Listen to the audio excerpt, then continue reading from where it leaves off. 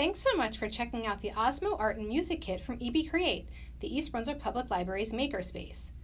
All the pieces are kept in one container, and the kit contains everything you'll need to use the installed Osmo apps.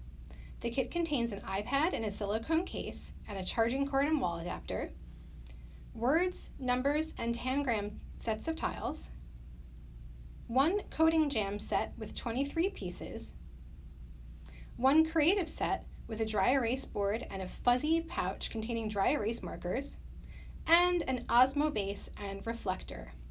A quick note about setting up the iPad. To put the iPad in the base, gently take the silicone case off of the iPad. Stand the iPad up in the base so that the camera is at the top. The red reflector piece has a mirror in it. Slide the reflector over the top of the iPad so that the mirror is directly over the camera.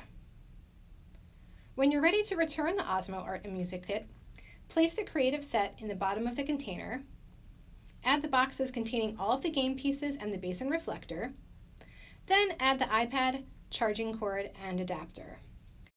Before you put the cover back on, you can review the checklist taped to the inside of the lid to make sure you're not forgetting anything.